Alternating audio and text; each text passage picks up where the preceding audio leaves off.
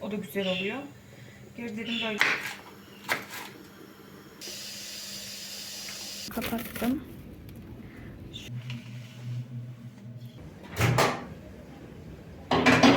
Herkese merhaba, kanalıma tekrardan hoş geldiniz arkadaşlarım. Yine bir iftar davet menüsüyle karşınızdayım. Şöyle ön hazırlıklarımı yaptım, yani buzluktan çıkaracakları falan çıkarttım. Bugün toplamda 16 kişi falan olacağız yanlış değilsem. Kuru fasulye ıslattım biraz. Şöyle buzlukta sulandırılacak erik suyum vardı. Onu çıkarttım, meyve suyu olarak böyle çeşit olur dedim. Şöyle biraz et çıkarttım kuru fasulye için. Ve burada da tavuklarım var, göğüs var. Bu çıkardım. Hem çorba hem de ana yemekte kullanacağım. Böyle şimdi ilk olarak tatlıyla başlayalım. Dinlenmesi lazım çünkü.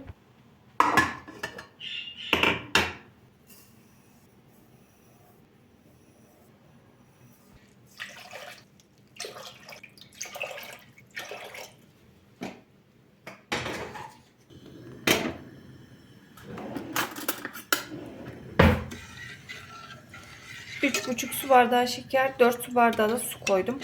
Şimdi bu burada kaynarken biz de hamurunu hazırlayalım.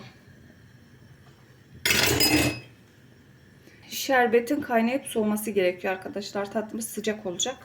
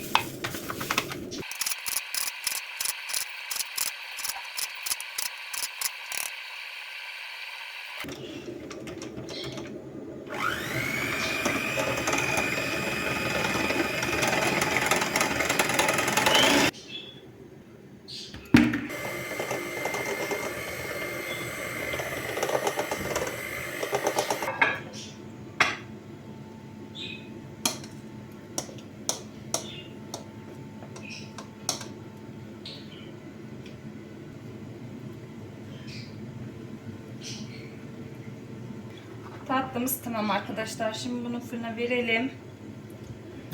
Fırını ısıttım. 180 dereceyi açtım. Kızarsın.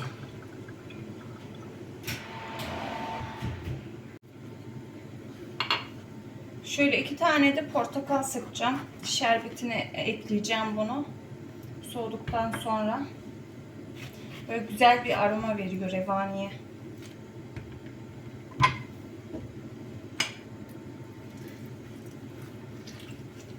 Sıkacağı çıkarsaydım ama 2 tane içinde bulaşık ekmeğe değmez.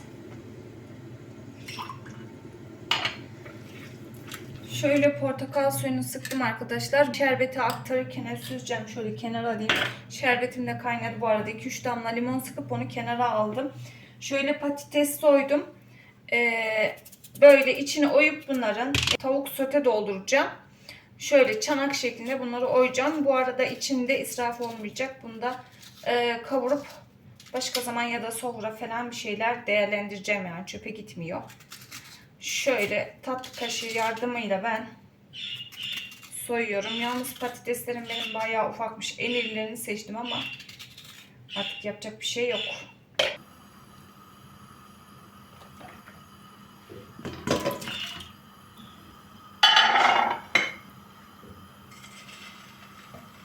Biraz daha kızsın. Bu arada revanemi de çıkarttım fırından. Şerbeti bir tık daha sıcaktı. Biraz daha ılısın. Ondan sonra dökeceğim.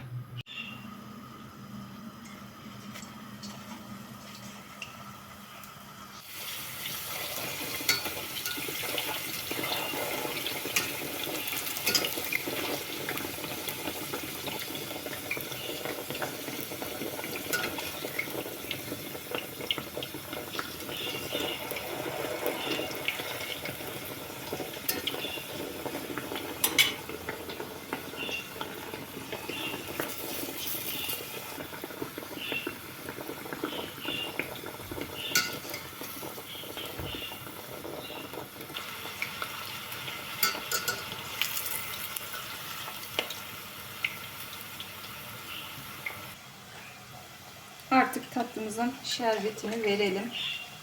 Şöyle bir taraftan da arka planda kuru fasulye için etini soğanını hazırlıyorum arkadaşlar. Doğruyorum. Et sote yapayım dedim ama tavuk hala biraz buzlu. O yüzden onu biraz daha bekleteceğim. O zamana kadar biberini, soğanını hazırlayayım. O zamana kadar yumuşar diye düşünüyorum, bakalım.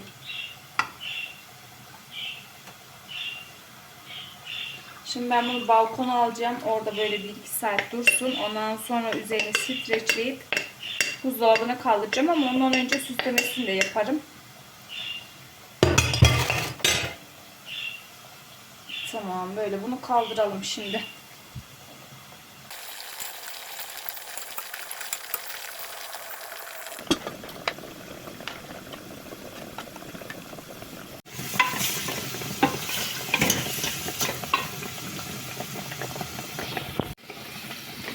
Şuna bakalım ne alemde.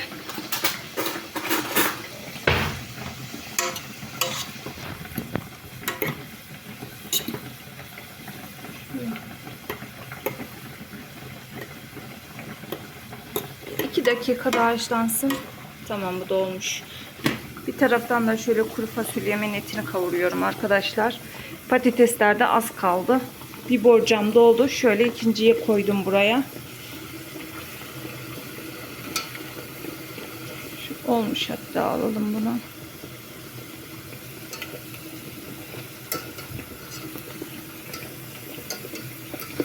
Şöyle arkalı önlü güzelce kızartıyorum.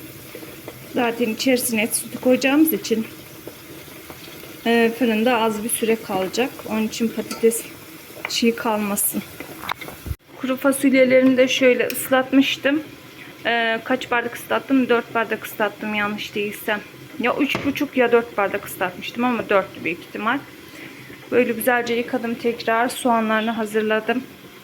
Şu patates oradan çıksın. Yani onu indirince et soteyi yapmaya başlayacağım.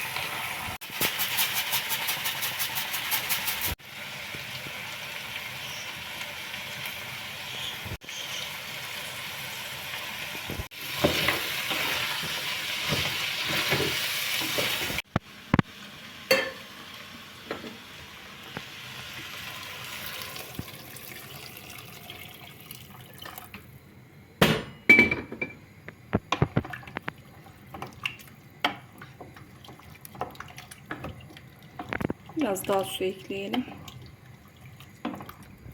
Bu da tamamdır arkadaşlar. Şimdi kapağını kapatayım. Güzelce kaynasın.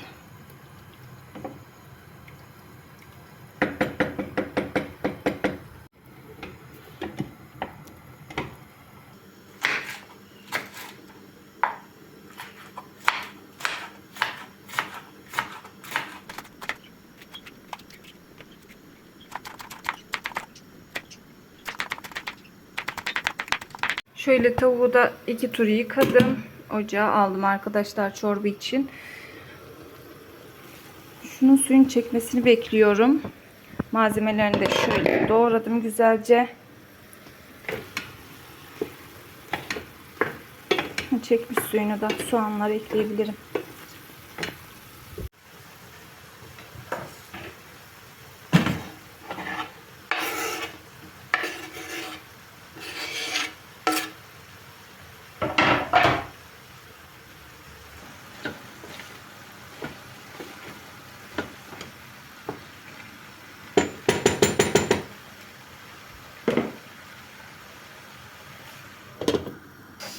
Şöyle erik suyunu da sulandırdım arkadaşlar. Karıştırınca biraz köpürdü ama köpüğünü alsam mı şöyle diyorum üstünde. Şöyle biraz alayım ya. Sonradan söner mi bilmiyorum. Bunu şimdi sürahiye alacağım. Dolaba kaldıracağım.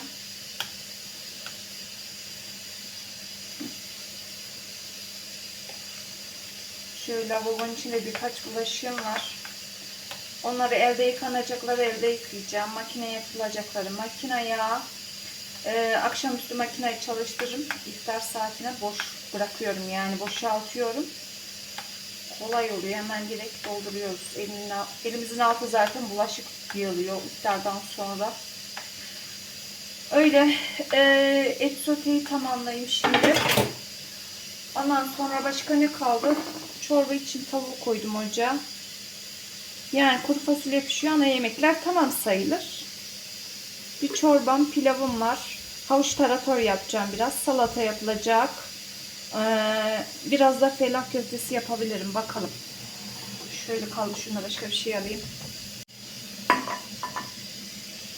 Et soteyi tamamlayayım. Ondan sonra eve bir süpürge tutacağım. Hem ev süpürüp hem yemek yapmak beni biraz zorluyor. Çocuklu evlerde yani bir önceki günden diyorum temizlik yapayım. Ertesi gün sadece yemeğim kalsın ama mümkün olmuyor pek.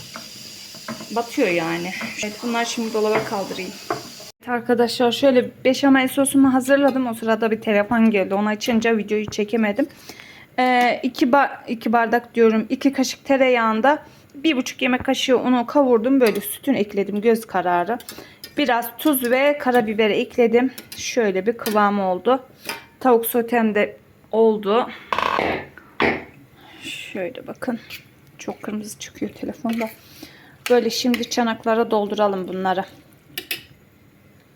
Tavuk da haşlanıyor bir taraftan. Fasulyemin de altını kapattım. Hatta telefonla konuşurken bir 5-10 dakikaya yakın geçti. İnşallah hamur olmamıştır. Bir tık fazla kaynadı ama altı kısıktı. Ondan çok korkum yok ama yine de bir tedirginim. Açarım birazdan. Şöyle hafiften tuzlayacağım arkadaşlar.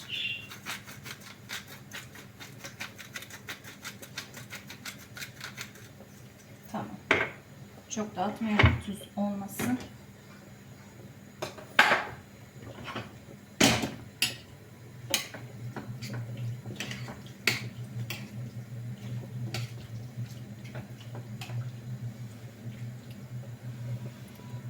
Şöyle dolduralım işlerini.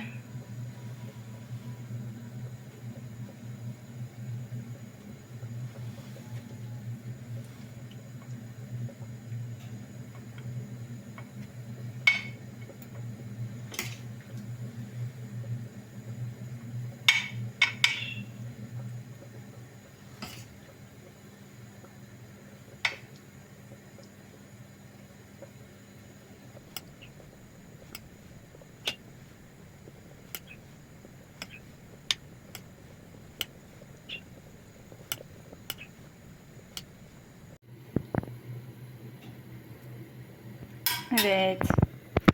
Şöyle hepsini güzelce doldurdum. Biraz etrafa döktüm ama battı zaten ocak buralar. Hepsini yiyecek. Şimdi şöyle beşamel sosunu da verelim arkadaşlar. Üzeri kabuk bağlamış.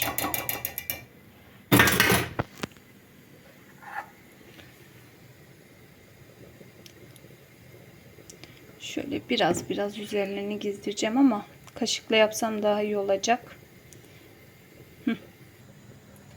Şöyle biraz gezdirelim. Üzerlerine de tekrar kaşar ekleyeceğim ben bunların. Çok güzel lezzetli oluyor.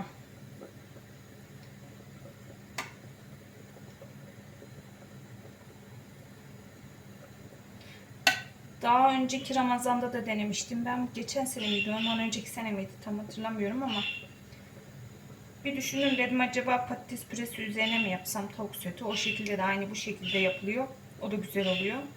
Geri dedim böyle çanak yapayım. Böyle sunumluk daha güzel oluyor.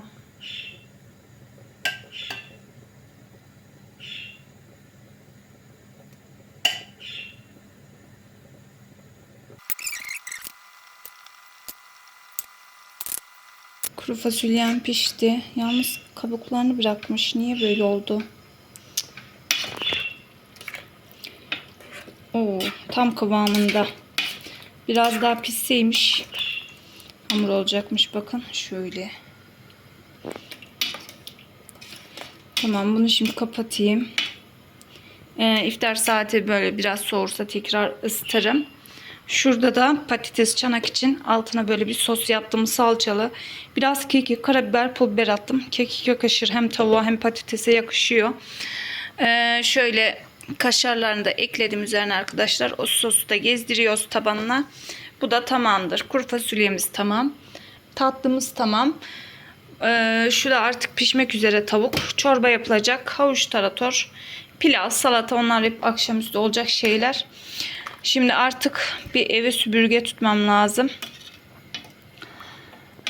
Ondan sonra tekrar devam ederim. Bulaşıklarımı da toparladım arkadaşlar. Makineyi akşamüstü çalıştırırım. Tekrar çıkar akşamüstü, bir taraftan bulaşık çıkıyor. Hala kaynıyor yemek. Yandaki tencereden dolayı kaynıyor. Böyle.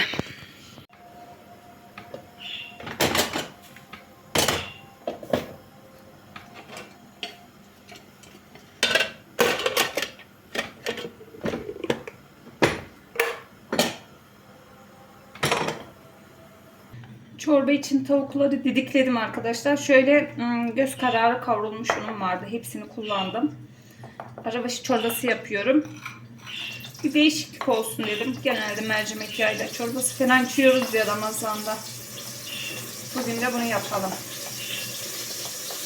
Şöyle biraz biber salçası, biraz da domates salçası kullanacağım.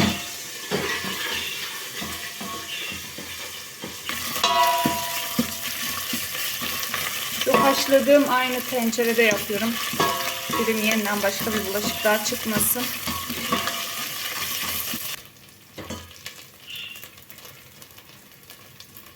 Bismillahirrahmanirrahim.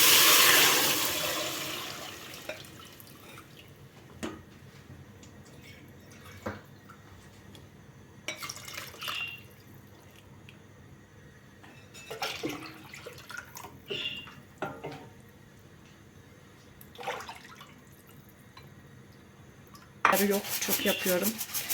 Şöyle biraz da limon ekleyeceğim sofraya. Tamam. Bir bunlar kaynasın. Ondan sonra tavuğunu da ekleyeceğim arkadaşlar. Yalnız bir tık salçası sanki eksik olduğu gibi. Olmazsa şurada tavada ayrıyeten kavurur, tekrar eklerim içerisine. Kaynasın bakalım.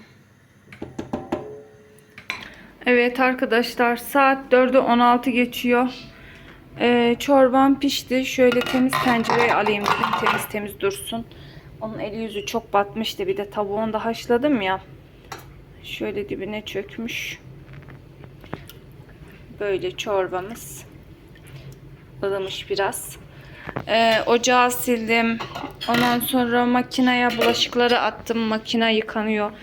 Bir de dedim ortaya böyle iki tabağa böyle azar azar çeşit olsun. Fellah köftesi yapayım dedim. Onun için şöyle domates sosum vardı. Ondan çıkarttım. Sosunu hazırlayacağım. Kuru fasulyem burada. Salatamı da yaptım erkenden. Şöyle kıvırcını güzel yıkayıp iyicene kurutunca hiçbir şey olmuyor. Şimdi havuca bak şey yapacağım. Biraz zeytinyağı gezdireceğim. Yoksa kararıyor. Başka diğer limonlu tuzunu falan ezan saatinde atıyorum. Hiç sönme falan olmuyor. Dediğim gibi şimdi ona biraz zeytinyağı ekleyeceğim. Böyle elde bir sürü tekrar bulaşık çıktı. Bunları yıkadım. Başka da bir şeyim kalmadı. Havuç taratorum da hazır bu arada. Sadece pilavım kaldı yapılacak. Fellah köftesi işte. Yoğurdunu bile hazırladım. Sarımsaklı yoğurdunu, o kadar diyeyim. Şimdi şunları bir kurulayıp kaldıracağım. Çocuklar okuldan geldi. Onlara bir şeyler ısıttım. Onlar yemeğini yedi. Böyle evleri bir süpürdüm. Silmedim. Efe'nin orada çantası var. Okuldan gelince oraya attı.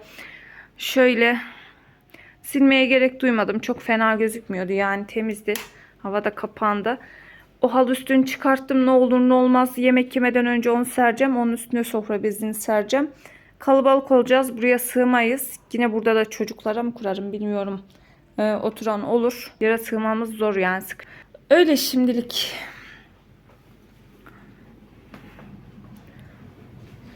Şurayı da topladım mı? Şimdi bitti sayılır. Artık biraz dinleneyim. Yoruldum. Bu arada revanemi de süsledim. Göstereyim size. Bakın şöyle üzerini kapattım. Şöyle biraz portakal dilimleriyle, hindistan ceviziyle süsledim.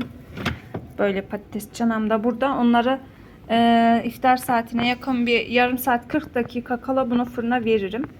Anca pişer. Şurada da şöyle havuç taratorum var. Bunu ezana yakın çıkarırım. O da ılır. Böyle. Dedim ki fellah köftesinin sosunu da hazırlayayım. Aradan çıksın. Ezan saatlerine yakın haşlarım. Sosuyla birleştiririm tekrar. Şöyle bolca sarımsak ezdim. Sarımsak da güzel oluyor.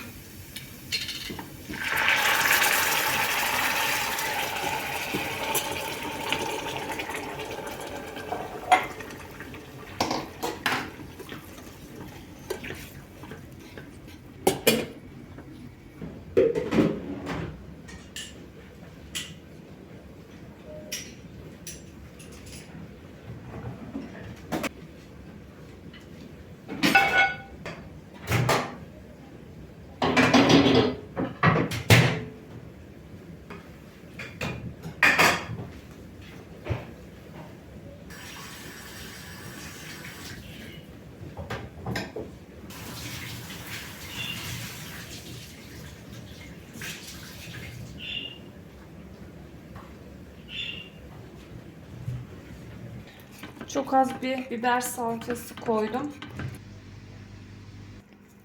Az da bir tuz atalım. Bu da tamamdır.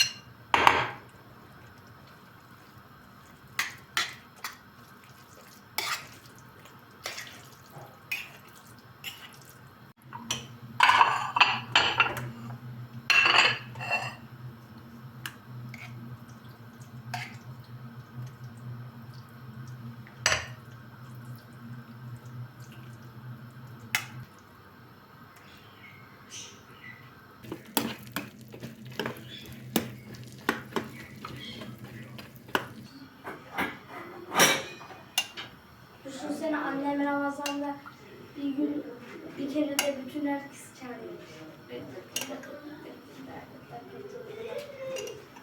Masada yok.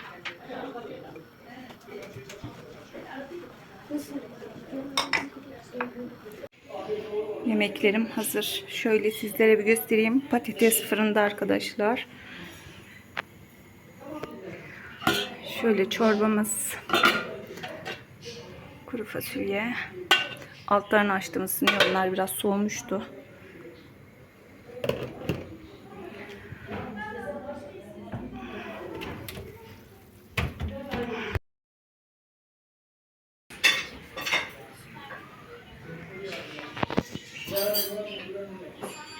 Anne ablam nerede?